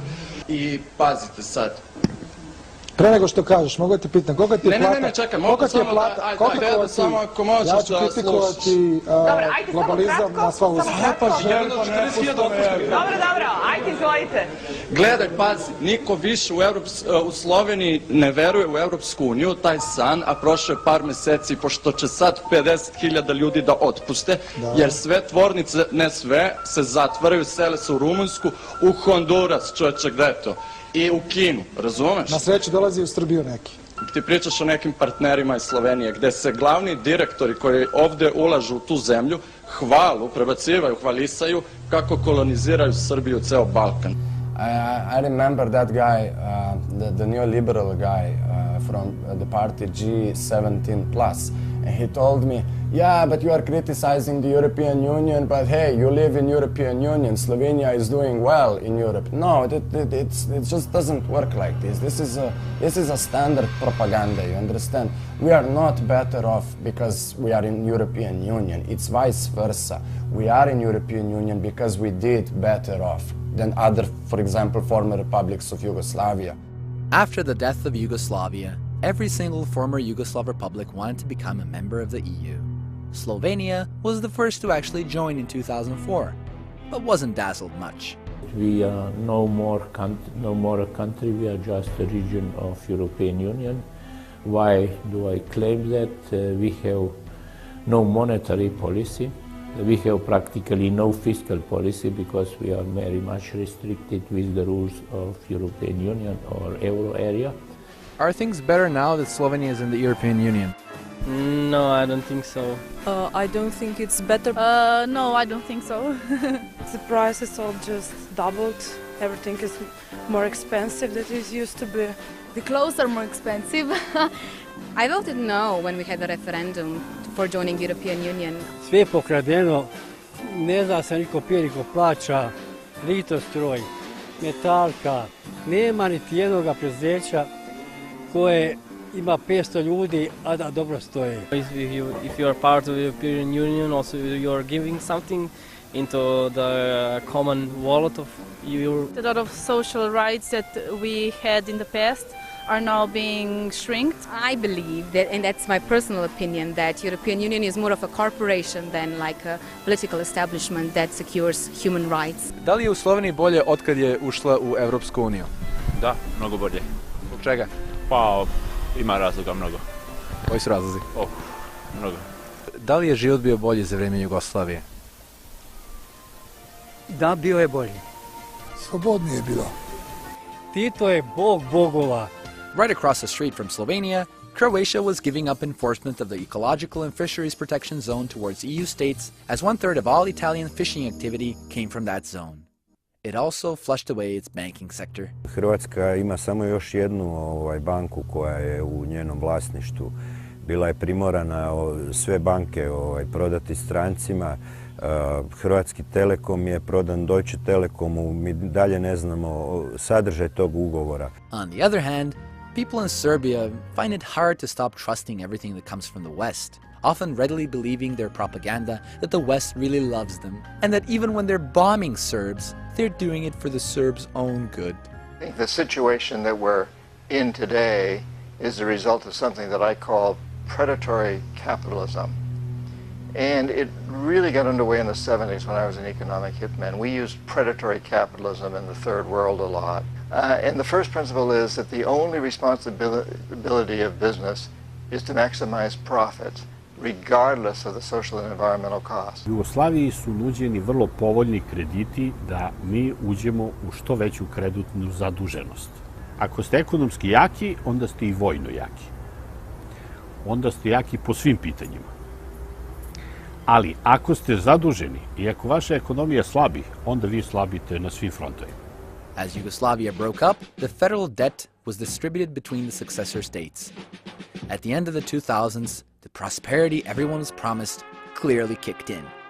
Montenegro, from a debt of $416 million, had acquired a debt of $4.7 billion. Macedonia had jumped from $890 million to $6.7 billion. Bosnia went from $2.1 billion to $16.5 billion. Serbia's debt increased from $5.5 billion to $38 billion. Slovenia from $2.6 billion to a shocking $56.3 billion. And Croatia, the absolute debt-acquiring winner, jumped from $4.6 billion to a dizzying $69 billion. 1988. 2 godine pre raspada Jugoslavije, Jugoslavija je dugovala 13,5 milijardi dolara i iz svetskih bankarskih krugova nam je rečeno da smo prezaduženi i da više ne možemo da dobijamo kredite. Danas isti taj prostor, podeljen u 6 državica, duguje 184 milijarde dolara i niko nam ne kaže da smo prezaduženi, nego nam još nude kredite. Yugoslavs love to say how they lived off foreign debt during Tito's Yugoslavia, and now they don't? Kako opljačkati jednu takvu zemlju? Ako vi kažete da hoćete da privatizujete nešto u jednoj zemlji gde su svi primali neke male platice i gde nisu mogli da imaju ni $1.000.000, znači niko od građana Jugoslavije nije mogao da kupi ni jednu fabriku u toj zemlji. Znači, te fabrike su mogle da kupi samo stranci. Okay, so they were bought by foreigners. What's so bad about that? Smederevsku železaru da bi izgradili, uzeli smo kredite od međunarodnih finansijera od $600 miliona. I za $600 miliona smo je izgradili, a prodali smo je američkom US Steelu za $23 miliona. Toliko košta samo zemljište na kome se železara nalazi. Tako je urađeno sa svim kapitalnim objektima u ovoj zemlji. On the other hand, here's one example of how they robbed or reduced Yugoslavia with loans. First, they enforced heavy sanctions. Tada su oni od 1992. zaračunavali redovne kamate, zatezne kamate i takozvane kaznene kamate. I naš dug se od 5,2 milijarde koje je pripadao Srbiji i Crnoj Gori popeo na 13,5 milijardi dolara. 2000. kad je Sluše Milošević postavljen je za potpredsjednika vlade zaduženog za finansije Labus. Miroljub Labus was, by the way, a member of the G17, those so-called pro-IMF experts. Labus je došao i jednim perom potpisao da mi prihvatamo da platimo sve kamate, redovne, zatezne i kaznene za period od 8 godina, od 1992. do 2000. i uveo tu Jugoslaviju u jedan potpuno dužničko ropstvo, jer smo mi platili 8,5 milijardi Zapadu, a oni su nas blokirali, nismo mi njih blokirali. In 2008, Croatia earned $9.3 billion from tourism, which amounts to some 20% of Croatia's overall GDP. And this would have been great had the money actually stayed in Croatia. Sve hotele, najbolje hotele na Jadranskoj obali su kupili nemačke i austrijske kompanije. Of those 9.3 billion, Croatia was left with small waiter salaries, wage taxes, the goods and services tax of 19%, and a handful of euros from restaurants, cafes, and private accommodation. While the profit went to Germany. With the macroeconomic stability at stake in all the republics, the IMF and World Bank step in to save the day. And how do they do it? Let's say the IMF and World Bank give you a loan of $300 million, to which you have to pay an interest of 5.5 to 7%. But the money doesn't go anywhere. No, it stays in big American or German banks, as well as the Republic's foreign exchange reserves, to which you get 2 to 2.5% interest. Then, those same banks, with essentially the Republic's money, give investment loans to the republics through different development funds, which again increases their debt that they can repay only with fresh new loans. Thus, the cycle continues. Ne trebaš biti ekonomista, znači ti uzimaš dug da bi vratio novi dug. To je kamata na kamatu, to je eksponencijalna funkcija, to je banalna stvar. What does this mean to the people? Well, if we divide up every country's debt by its population, this is how much every citizen would have to pay. Yet many people still think that foreign factors want to help them. Želi se uništiti, i to se uspješno nažalost radi, dosta dobro, vjera u vlastite mogućnosti, vlastite sposobnosti. Kaže, nije to samo za Hrvatsku, to se svugdje, po istom principu svugdje radi. Kao, ne možemo sami, moramo pomoć ovoga, pomoć onoga, kao neko će nam pomoći, pogotovo da će nam pomoći te svjetske banke ili takve strukture. To je jedna obmana, jedna laž. Znači, iz te laži treba izići van. Foreign banks used the desperate state of the Yugoslav population for their own gains, sometimes by criminal means. Hypo Alpe Adria banka, to je austrijska banka koja je prala prljavi novac sa Balkana, kupujući nekretnine po Hrvatskoj, pa je onda ta banka bila prodana Njemačkoj Bayerische Landesbank, koja je na kraju bankrotirala i sad njemački porezni obveznici moraju platiti 3 milijarde eura za sanaciju te banke. The dire situation was made worse by the world financial crisis, so Croatia looked at what else the country had a lot of that it could sell. That's right, islands. In 2009, Britain's independent newspaper announced that Croatia wants to sell the Brijuni Islands, which is also a national park, and located on it, Tito's luxurious former residence. Brijuni su vrlo atraktivni i u tom smislu su izabrani da budu taj jedan špic kojim se želi probiti, znači taj psihološki barijera u narodu da se odrekne svog teritorija doslovce i svojeg najljepšeg dijela teritorija ili jednog od najljepših. Meanwhile, in the colony of Bosnia, the IMF added Article 7 to Bosnia's new constitution, drawn up in Dayton, Ohio. They decided that the governing board of the central bank shall consist of a governor appointed by the International Monetary Fund, and that the governor shall not be a citizen of Bosnia and Herzegovina or any neighboring state. Therefore, the government does not have control of its country's economy. But it wouldn't be fair to say that all of the money invested in Bosnia was used to repay its loans. Nope, a lot of the money did go to the Bosnian people, except that it went to a very few Bosnian people. Very, very few. In fact, according to an anti-fraud unit that was set up by the Office of the High Representative, $1 billion disappeared from public funds and international aid projects from 1995 to 1999. Where did all this go, one might ask? Well, for example, in the town of Sanski Most, money went to a horse racing track rather than developing the economy or infrastructure. If you're gonna steal public and aid funds, you might as well go all out and gamble it too, right? The same mayor of this town also gave $450,000 provided by Saudi Arabia to his brother, so the guy can open a new bank. He also faces 358 charges of corruption. On the other hand, Montenegro relied heavily on cigarette smuggling to keep the country afloat during the war years. Its leaders, Bulatovic and Đukanović, claimed they never personally benefited from the smuggling. Which is really odd, considering that Prime Minister Đukanović was the 20th richest statesman in the world in 2010, more than 3 times richer than Nicolas Sarkozy and Barack Obama combined. Milo Đukanović has been more successful than most in turning his entire country into a personal fiefdom operated on the basis of Cosa Nostra principles.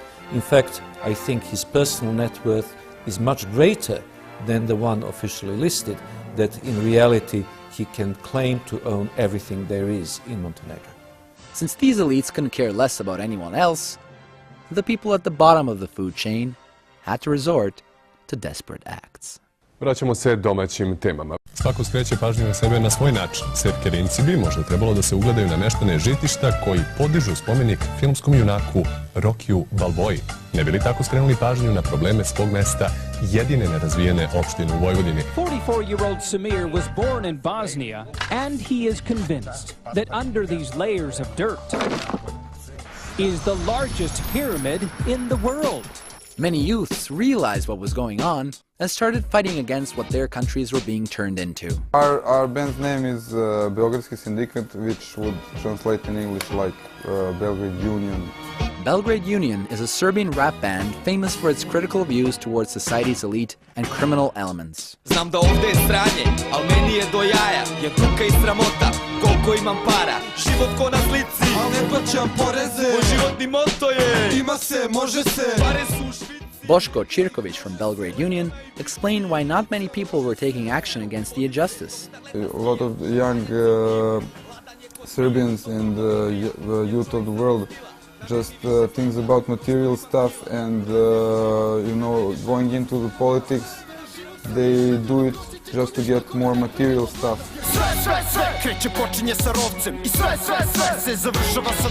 If I was in the same room with the guys running this country, and the main guy is my ex-high school psychology teacher, I would conduct the real revolution on them. Ovo nimalo nije politički korektno, ni levo ni desno, već pravo mesto. Ovdje nemate kontrolu, to je masovna reakcija. Zapitaj se dokle, kakav si to čovek, polizan i plašljiv, živiš bez slobode. How that would turn out, I don't know, but some of us probably would not leave the room.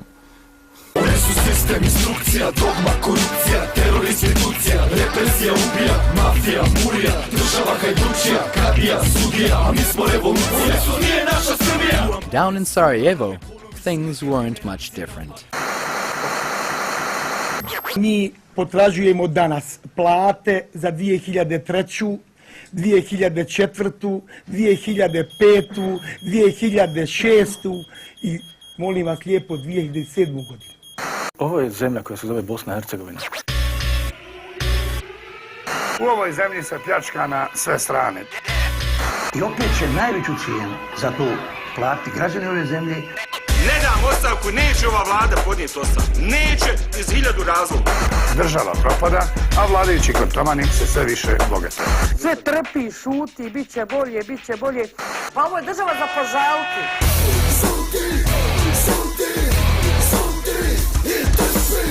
Dubioza Collective is a Sarajevo-based band with a similar message to the one Belgrade Union had. As long as people think that their impact on democratic processes ends up when they put the ballot in a box, then nothing going to change, because that leaves 4 years gap to whoever is elected to do whatever he wants. Jedna marka je za neke ljude misa ona imenica. Nismo na ulici, nismo niko. To nije spriječilo zastupnike da uredno primaju plaće u srazmjeri od 3 do 5 hiljada konvertibilnih maraka. The ruling elites don't listen to anybody. That's the thing they learned the best, because they even ignore mass protests.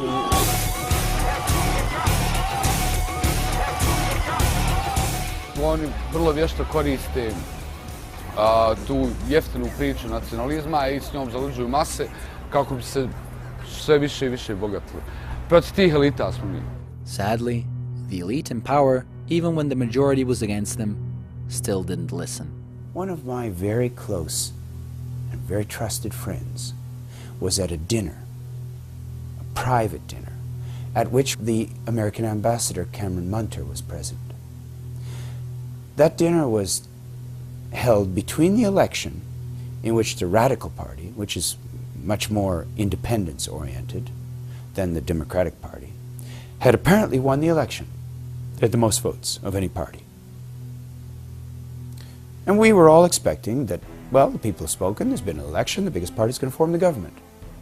And my friend asked Cameron Munter, well, Mr. Munter, it seems that your mission here has been a failure. The mission to bring Serbia under the imperial tutelage. He said, I wouldn't speak so soon.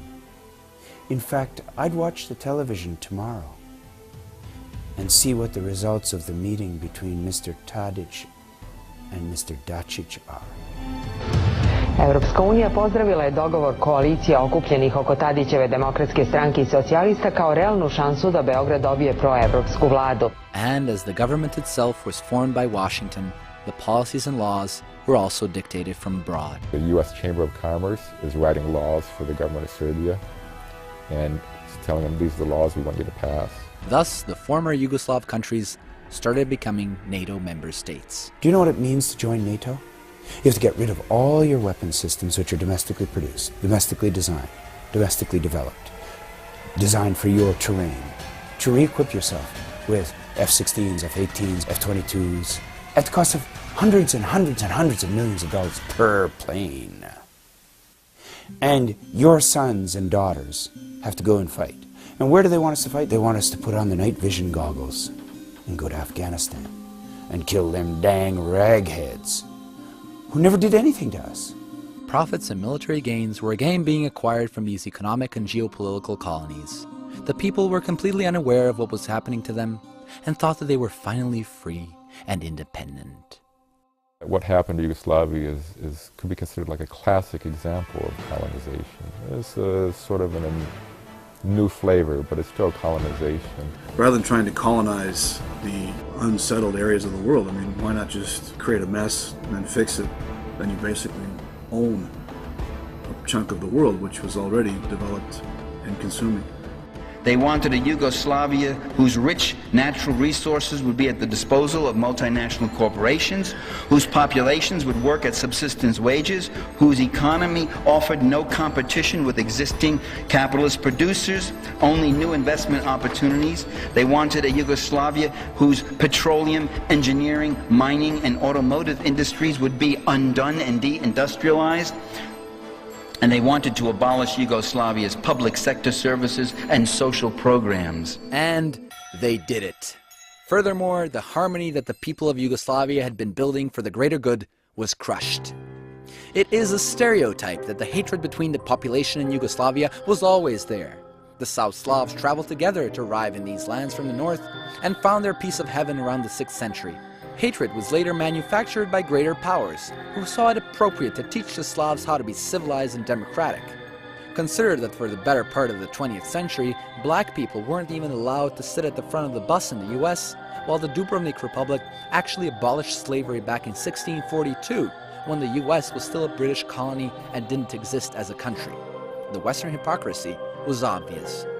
Why would a Croat really hate a Serb or a Serb hate a Muslim? Because of what someone somewhere did and who knows when? Because of what TV says? Hasn't history shown that these people were in fact able to live together? Or is this all irrelevant the moment someone starts arguing about who did what to whom how many times worse? To živiš neprekidno u nekoj mržnji? Da li živiš u nekom neprekidnom strahu iza sebe ili nekog jednostavno toliko mrziš da ti se sva tvoja pozitivna energija bazira na tome da to prepoznaš, razlikuješ i da nekom iracionalnom silom manifestuješ do svoju mržnju. Od toga se ne živi. Od toga žive bolesnici.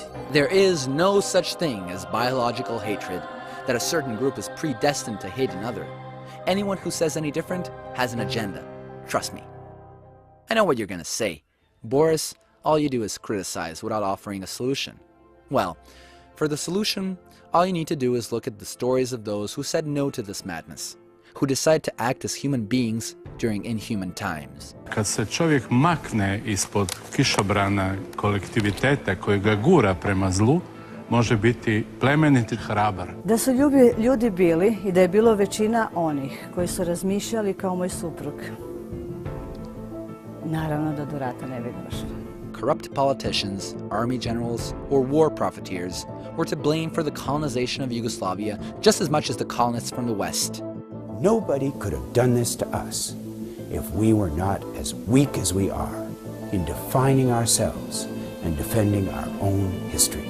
If we, as a nation, stand up, no one can keep us down. There is no cruise missile, there is no imperial power, there is no spying network, there is no media domination that can crush our people. Yugoslavs must become aware that their countries are Western colonies, victims of rampant and merciless globalization, bound by economic, social, and political chains.